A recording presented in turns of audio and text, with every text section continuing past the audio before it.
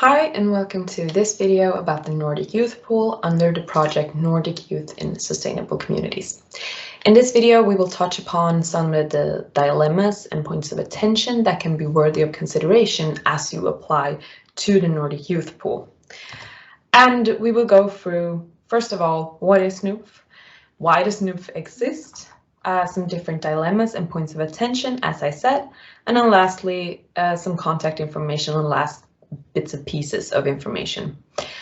Please do note that we have already made a video on the application process and that this is not about how you apply per se, but this is how you can interpret and implement some of the guidelines in your application, especially some of the tricky ones. So first of all, what is NOOF? So NOOF is Nordic Youth in Sustainable Communities. It was created by the Danish presidency of the Nordic Council of Ministers in 2020, and the Danish National Youth Council, DUF, where I work, is the partial project leader together with the Danish Ministry of Children and Education. We do also have a steering group, and in this, the other Nordic Youth Councils are included. But why did we start NOOF? So the goal of NOOF is to create new sustainable youth communities across the Nordic countries and thus contribute to sustainable Nordic cooperation. There are two main elements of the project in which you can participate, and the first one is the Nordic Youth Pool, which this video is about, and the second one is through the youth training. And NOOF exists for all youth organization or self-made youth groups in the Nordic countries. A youth organization we interpret as a pre-established organization, perhaps a scout organization or a political youth organization. A self-made youth group, however, is a group of friends that go together and want to participate in Nordic activities. So, for example, if you just know a few people from your high school and want to create an activity, you can participate as a self-made youth group.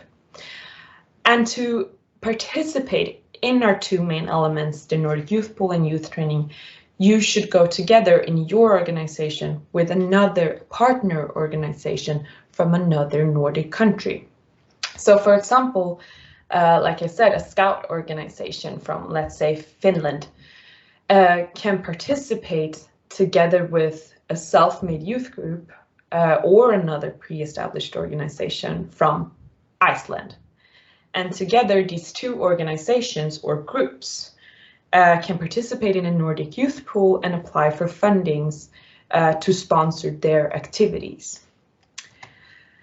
And as you apply for funding, you're going to have to go through our application process.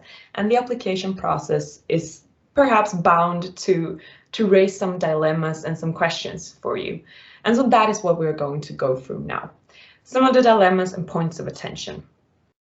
And the first question we want to bring up, and the one we have been getting most, is can adults be included in these activities? And our very, very short answer is yes, they can, in an initiating and guiding role. But how can adults be included in an initiating and guiding role, and what does this mean, initiating and guiding? So it is regulated by our guidelines in paragraph 2 and 3. And an initiating and guiding role could, for example, be as the legal responsibility of the activity.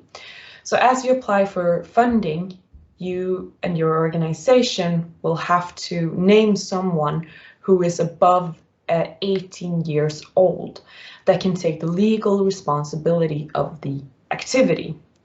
But perhaps your organization don't have anyone, doesn't include any person that is above 18 years old. And so this way an adult can be included in initiating and guiding role.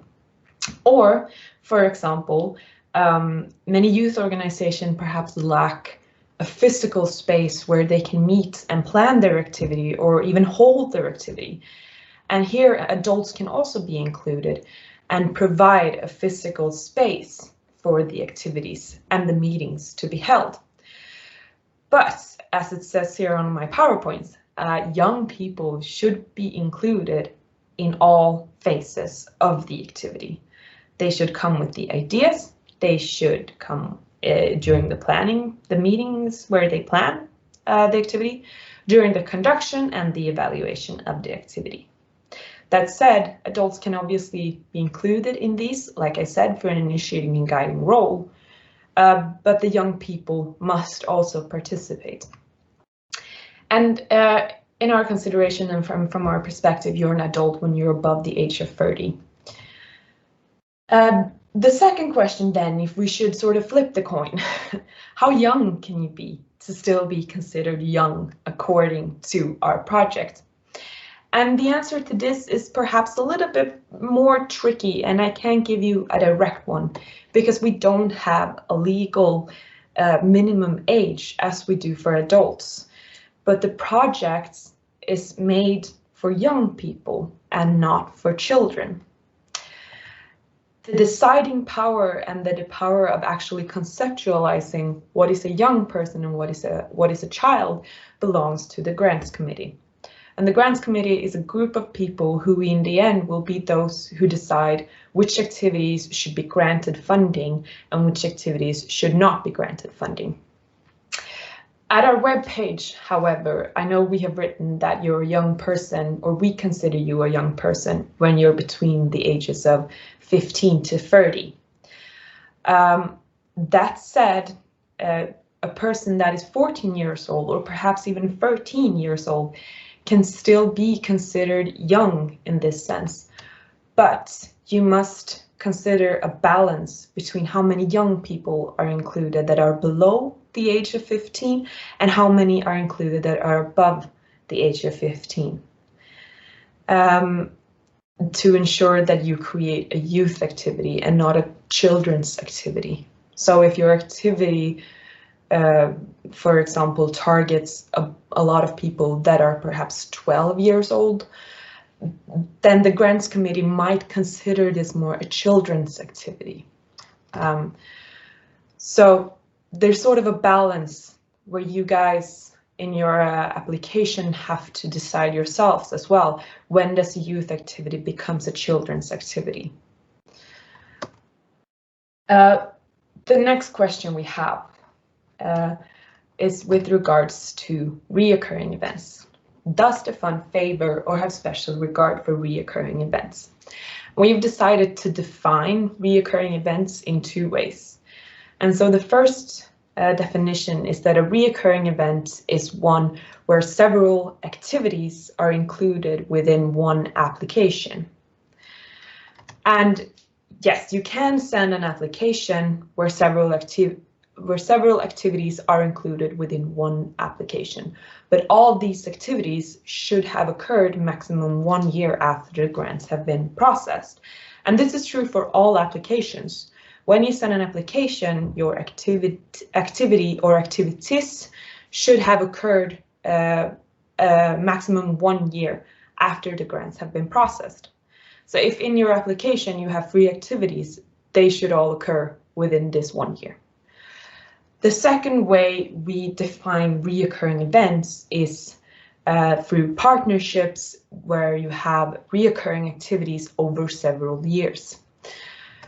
And our response is you can create reoccurring activities by applying to the pool several years in a row, but please be mindful in these instances of any possible changes in the project's overall aims and goals, and if anything in the guideline changes or something like that.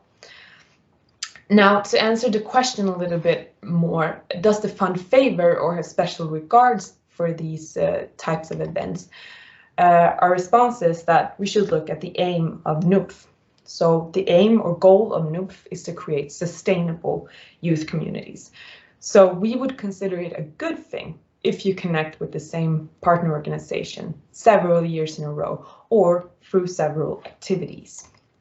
And we can also find this in the guidelines in paragraph 4. And if we look at the last bit of the sentence, it says, where there is special consideration for sustainable relationships. And so this is how we answer this question, is that yes, it is a good thing if you have reoccurring events with the same partner.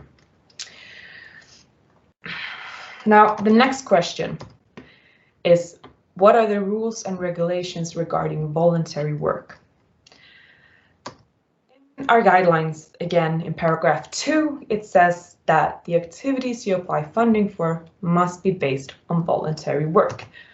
Volunteers must be included through the whole activity process, all the way from planning and creating an idea to the evaluation of the project. And the pillars of the project must be unpaid. That said, organizations that have paid employees, for example, a secretariat, you can still apply to the pool, and the employees that are paid may still even be included in the actual activity. But the pool does not support salaries, and you won't be granted funds if you apply to pay for these people's salaries.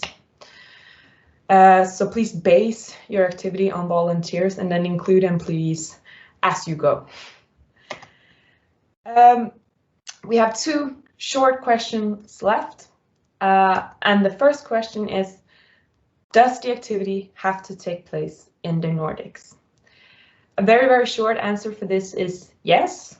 And the reason for this is that the pool was made to create Nordic youth communities, and the activities can take place in any Nordic country with youth organizations or self-organized youth group that are based in the Nordic countries. And the Nordic countries are Denmark, Finland, Sweden, Norway, Iceland, Greenland, the Faroe Islands, and Åland. That said, of course, you don't have to be Nordic, or you don't have to have been born in the Nordics to participate, but the organization through which you participate should have a homestead in the Nordics. And the last question is, can you apply to the pool at both deadlines of 2021? And of course, yes, you can apply to both deadlines regardless if you were granted or denied funding the first time.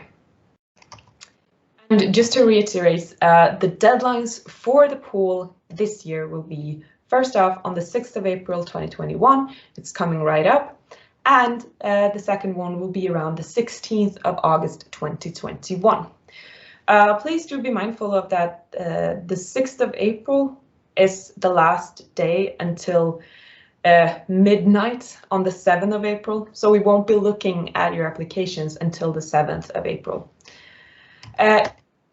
Have any more questions, or if anything I said was unclear, please do not hesitate to contact us. You can find our contact information on our webpage, nordicyouth.org, or you can send me a direct email at na@doof.dk, or you can also find our Facebook page, Nordic Youth in Sustainable Communities, NOOF, where we will post information almost every week and updates about the project, and where you might even yourself find partner organizations from different Nordic countries together with which you can make activities. And the last point I want to make is about this second element in which you can participate in the project, and that was the youth training. And in 2021, the youth training will be held on the Youth Island in Copenhagen, and our registration will soon open. The youth training is made for those of you who wish to participate, to find a partner, or to get inspiration for your activities, or just want to network with other people from other Nordic countries. And with that, I want to say thank you for listening, and should you have any more questions, again, please don't hesitate to contact us. And we're looking forward to seeing all of your activities and application tick in.